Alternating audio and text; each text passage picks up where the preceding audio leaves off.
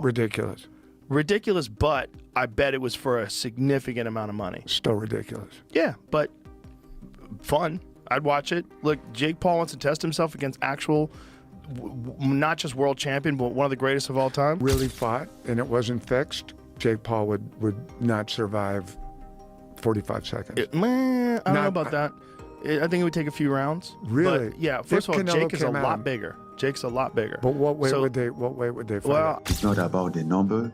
If it was about the number, we could have started up. I would have tell you, I'm not just interested. It makes no sense for me. It's not my what I'm looking at right now. Joe Rogan was shocked when he heard that Jake Paul offered Francis Ngannou a fight after the cancellation of the Gervonta Davis bout. On his podcast, Rogan said the idea was crazy and almost reckless for Jake Paul. He explained that Ngannou, a former UFC champion and now a powerful boxer, is one of the hardest punchers in all of combat sports. Rogan wondered if Jake even understands the danger. Still, he admitted that if the fight ever happened, it would be a huge attraction and a massive... Nikista calls Francis. This is Francis telling the story. Nikista calls Francis and says, hey, we need your help. We need an opponent for Jake. Tank is out. And Francis says, all right. And Francis says, well, how can I help you? And Nikista says, well, we're looking at an opponent for Jake. Tank Davis is out. And Francis says, all right, but specifically, how can I help you? Nikista takes a third swing at the bat. He says, well, we need an opponent. We need a boxer. We need a partner. We need somebody to fight Jake. Tank is out. And Francis asks him again, okay, what specific... When Jake Paul's exhibition fight with Gervonta Davis collapsed because of Davis's legal issues, Paul and his team rushed to find a new opponent. One of the names mentioned was Francis Ngannou, the former UFC heavyweight champion. Ngannou's size, power, and reputation make him one of the most dangerous strikers in combat sports, which is why the suggestion shocked many fans. Saga, I think the fight is going to be completely canceled and rescheduled, and now we have potential opponent names and some people being ruled out coming into today. This is not a joke. It was said by Mike Coppinger and others that the #1 candidate to replace Tank Davis in a Jake Paul fight, probably on a different date, was going to be Francis Ngannou. What the f? But we have an update on that and other potential names that Jake could fight. Again, I think on a separate date, and why I think the Jake and Tank fight is completely off. No more, maybe, no more, we don't think it'll happen. I think it's completely off. Michael Bisping highlighted the massive size difference in the rumored Jake Paul versus Francis Ngannou fight by comparing it to Paul's original opponent, Gervonta Davis, who is a much smaller lightweight. Bisping said that jumping from Davis to Ngannou puts Paul at the complete opposite end of the size and danger scale. He explained that this switch creates a huge mismatch, not just in skill or experience, but in pure size, power, reach, and overall threat. Mike Tyson, who's 58, Anderson Silva, who was way past his prime, people like Nate Diaz, who were way smaller. Gervonta Davis really did take the piss. I mean, that was just the craziest shout ever. To go from fighting Gervonta Davis, way smaller, to now boxing Francis Ngannou. I mean, listen, if he does it, fair play. But I just call #1 bullshit on this brother, because I don't see this happening. No. This is #1 bullshit. I just don't believe it. I don't believe it at all. Nate Diaz, yeah, 100%. I mean, he beat him once already. I'm sure Nate Diaz would love to get another big payday, because obviously boxing on Netflix and going up against Jake Paul, given his success, given the name that he has, and given the magnitude of his events, Nate Diaz will get paid an absolute fortune once again. We know that it wasn't too long ago Jake Paul was talking about boxing Anthony Joshua, and that never came to fruition. There's absolutely no way he would box Anthony Joshua. If he did, if he was to do something like that, whether it be Anthony Joshua or Francis Ngannou, I'd give him his props, I'd give him his credit. And you never know, maybe he would do it just for the clout, because in many ways it would be, sorry about the airport notifications, it would be an admirable thing to do. And it will be Jake Paul taking on somebody bigger with more. According to Francis Ngannou, Jake Paul's team unexpectedly reached out to him about replacing Gervonta Davis, and the offer surprised him. He said the proposal came out of nowhere and didn't fit with his current plans. Even though money was mentioned, Ngannou turned it down, saying the situation didn't make sense for him. He questioned how anyone could see a switch from Davis to him as a logical matchup, stressing that it wasn't about the payday. It was about whether the fight made professional sense. To fight Jake to replace Gervonta, I'm like, who's Jake? I was so confused, I wasn't expecting that at all. And he said, yeah, Jake Paul, he's fighting. And I'm like, no, bro, come on. Don't disrespect me like that. And then they even say they even come out after and say, and what if the number are good? He sent out some number. I'm like, it's not about the number. If it was about the number, we could have started talk. I would have tell you, I'm not just interested. He make no sense for me. It's not my what I'm looking at. Former UFC champion Daniel Cormier issued a blunt warning to Jake Paul about the looming consequences of facing Francis Ngannou. Cormier points to Ngannou's devastating power and the sheer mismatch in experience and physicality, implying that Paul isn't equipped to deal with a strike-heavy heavyweight coming from a mixed martial arts background. He frames the scenario as one where Paul could suffer serious consequences for stepping in with someone whose strengths are far beyond what Paul has routinely faced. The message is clear. This isn't just about money or spectacle. The risk outweighs the reward. Paul goes from fighting Gervonta Davis to calling out Francis Ngannou. Jake Paul don't want those problems. I can't say it any different. Jake Paul does not want any Francis Ngannou problems. He don't. He does not want those issues. While I think it's crazy and I credit him for doing that, and I'm surprised he did that, this could be a ploy. Him poking out his chest, saying, I want Francis. He don't want those Francis Ngannou problems. I don't care what Anthony Joshua did to Francis Ngannou. Jake Paul gets in there with Francis. Francis will knock his head off this planet. You don't want those Francis problems. I watched Francis put down Tyson Fury. Sure, Anthony Joshua beat him. But even if Jake got power, I don't think he got power to be dealing with Francis. Because all it takes is for one. Cormier questions Jake's motives, suggesting it's more about publicity than genuine competition. He adds that Jake underestimates what it takes to fight a heavyweight who can punch through gloves. In MMA, Ngannou's power is legendary, but in boxing, it becomes even more concentrated. Cormier warns that if Jake enters the ring with Francis without understanding the difference between MMA striking and boxing defense, it could be a very short night for him. Right? Boxing is much different than mixed martial arts. The target audience might be the same, but the demographics different. The places where people are brought up are different. There's bigger entourages in boxing. It's just a different world in boxing. We've known that from the very beginning. We know that Gervonta Davis was not going to just play to Jake Paul's rules. I still don't know exactly why this thing is falling apart, but it is falling apart bad. It is bursting at the seams. We are almost exactly where we should have never started. This should have never gotten started, but it did. But we are almost now exactly where we need to be in the fight, and that's it. Several analysts have flagged the proposal for Jake Paul to face Francis Ngannou on extremely short notice as a risky move, both for Paul and for the broader fight narrative. They highlight that Paul's original opponent, Gervonta Davis, pulled out late, prompting Paul's camp to approach Ngannou as a replacement. However, as Ngannou pointed out, stepping in this late makes no sense for his career trajectory. From a strategic standpoint, the short-notice nature means Paul wouldn't have adequate time to prepare for a heavyweight like Ngannou, who possesses elite power and experience. Many analysts are drawing comparisons between the proposed Jake Paul versus Francis Ngannou clash and the actual bout between Tyson Fury and Ngannou. Their reasoning centers on crossover appeal, stylistic mismatch, and spectacle over conventional boxing. Just as Fury faced a former MMA champion in Ngannou and struggled more than expected, a Paul Ngannou fight would follow a similar framework. A social media famous boxer stepping up to face a monstrous athlete with elite power.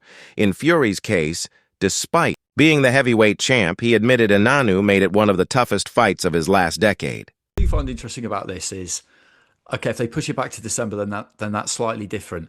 But this is the kind of one situation where you're kind of 10 days out, 2 weeks out from a fight, whenever they first got wind of this problem. This is the kind of situation where it would be possible that Jake Paul and Nikita Badarian and MVP, who are very, very shrewd people, this is the one occasion where they might end up making a mistake, taking someone at short notice who they shouldn't take. Because there'd be a whole raft of people putting their hand up for it, wouldn't they?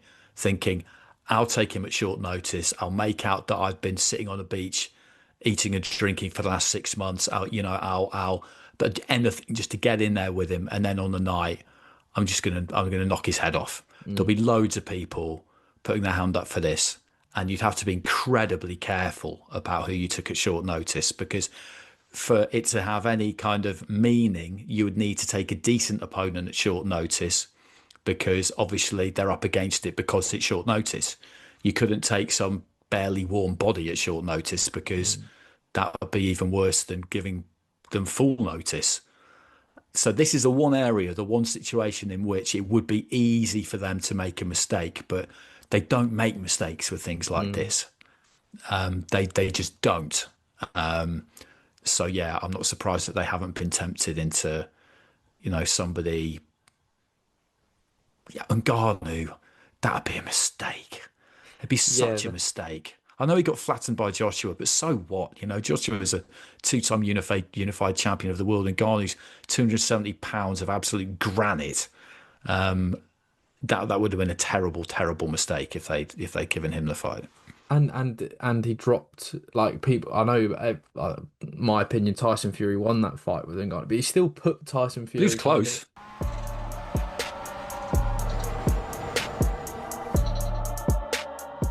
Cha Sonnen recently weighed in on the looming matchup between Jake Paul and Francis Ngannou with a mix of amusement and real curiosity. He noted that from a purely sporting lens, the fight doesn't have the balance of a traditional contest. It's more about testing how much punishment Paul can absorb. Sonnen reminded listeners that when Ngannou faced Tyson Fury, a seasoned heavyweight with boxing pedigree and a size advantage over Paul, it took just one clean shot to drop it. In his view, if Fury had trouble surviving Ngannou's power, the idea that Paul could walk through those same punches without major risk seems far-fetched. Francis says fighting Jake Paul wouldn't make sense. But what in the hell do you think Tyson Fury got for boxing you? These aren't mean things from me. This is a reality. Tyson Fury knew there was a check. Name one person you'd rather see Jake Paul fight than Francis Ngannou. Is a real challenge. How Tyron Woodley, Ben Askren, Anderson Silva, Mike Tyson. How those aren't real challenges, I don't know. But this is the story as we're told. And do you see where that would satisfy so much? Do you see where that would force even the biggest hater to be quiet? And my job for something to make sense is the biggest check against the easiest opponent. I cannot think of anything I would rather see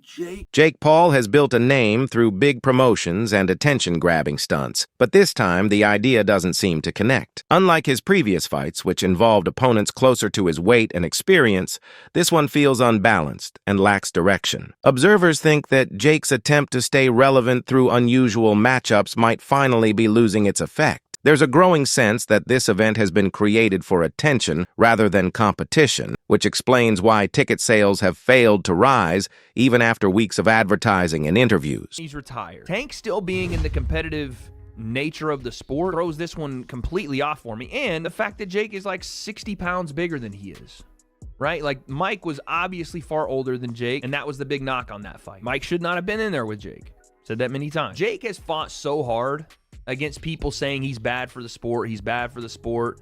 He doesn't actually want to fight or step up or do any of this stuff. And I've kind of had his back when I'm like, no, he is doing what most boxers have done early in their career. But this gives those people more ammo to be like, yeah, bro, look, this is what we're talking about. When we say he's bad for the sport, or when we say that He's doing stuff that doesn't make sense, and he's making a mockery of things. This is what they're talking about. And again, I wouldn't have any problem with it if Tank was way past the point where he could fight competitively at his weight class and have fights with guys like Shakur Stevens, or even, again, rematching guys like... Chael Sonnen adds that Jake's confidence and willingness to take on fighters far above his level are entertaining, but facing someone like Francis is an entirely different story. He emphasizes that Jake doesn't have the size, power, or chin of Tyson Fury, and if Fury could only take one punch, it's hard to imagine Jake taking even that.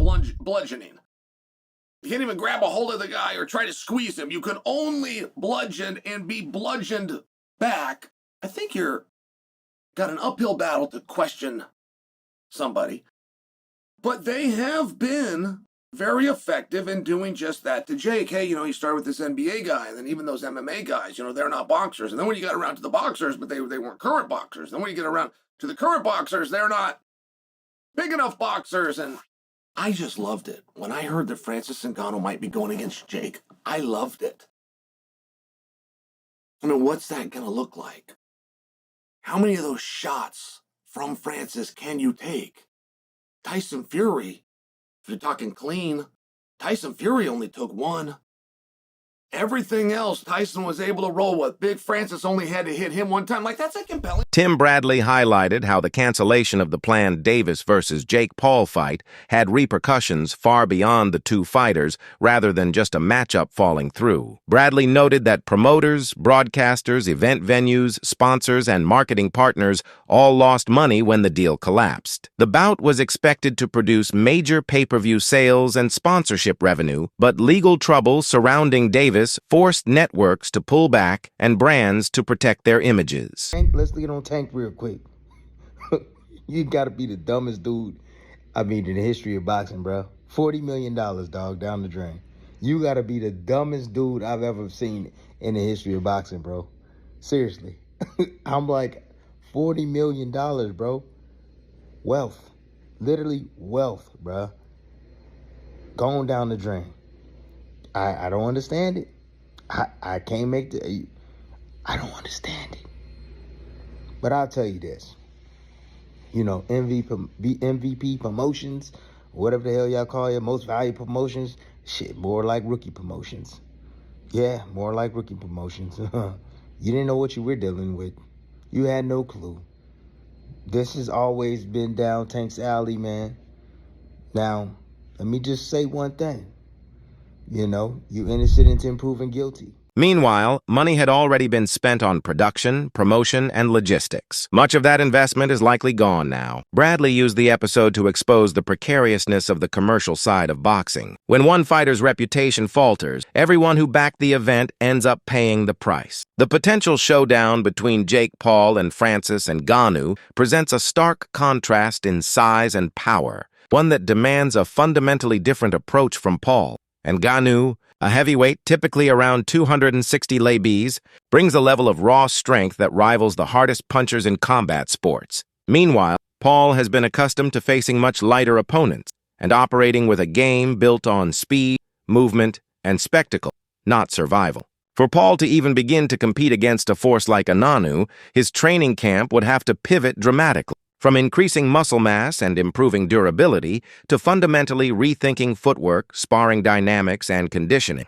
What works for lightweight opposition simply won't cut it when facing a heavyweight who hits like a freight train. In short, many analysts believe Paul cannot treat this matchup like another influencer boxing spectacle. He'd need months of serious, specialized preparation with top coaches if this fight were to make any competitive sense. It would be something unique. It would be something incredible. It's the same reason that I would be intrigued by a Jake Paul versus Anthony Joshua fight, although I would never advise Jake Paul to take a Anthony Joshua fight. I wouldn't advise him to take a Francis Ngannou fight either, because as much as Anthony is far better, which we saw when they actually fought, Joshua slept Francis Ngannou quicker than me after 2 melatonin. I mean, it was quick, fast, in a hurry, completely dominant. But we also saw Francis Ngannou go toe-to-toe with the heavyweight champion of the world at that time. Yes, he was out of shape. We understand that. But Tyson Fury on that night got the shock of his life when Francis Ngannou not only went toe-to-toe, but put him down and danced on him. To this day, I think that fight could have gone Francis's way. Point being, there are levels to this shit.